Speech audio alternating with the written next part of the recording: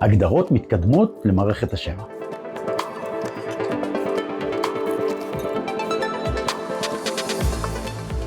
לינקן קו 08 מצויד במערכת שמע יוקרתית מבית הרמן קרדון, שהיא חלק בלתי נפרד מחוויית הנסיעה היוצאת הדופן של הרכב.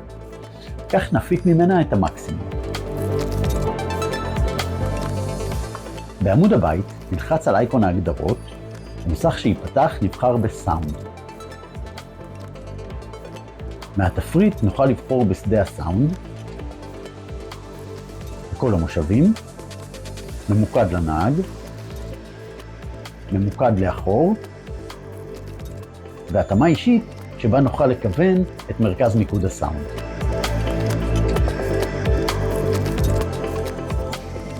נוכל להחליש או להגביר את אפקט התלת מימד.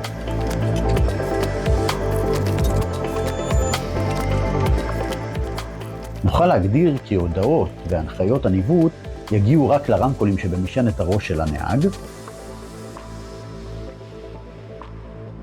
או שרק הנהג יוכל ליהנות מהמוזיקה ושאר הרמקולים ברכב יהיו מושבתים. לחיצה על Share Mode תשתף את הצלילים בכל הרמקולים שברכב, למעט אלו שבמשענת הראש של הנהג שיושבתו. בנוסף, ישנה אפשרות לכוונן Equalizer, כיוון הבאס, מיד וטראבל, או לאפס את כולם. לחיצה על Virtual Venues תאפשר בחירת אפקטים כגון אולפן הקלטות, אולם מוזיקה, בית אופרה ואולם קונצרטים.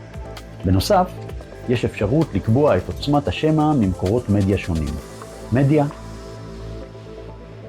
צלצולים, שיחות, הנחיות ניווט ופיקוד קולי.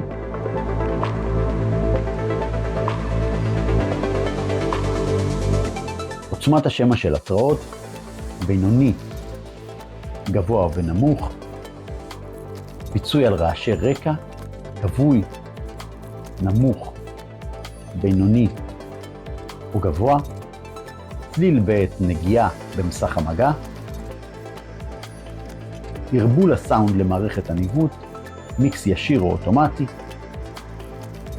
נסיעה טובה ונעימה.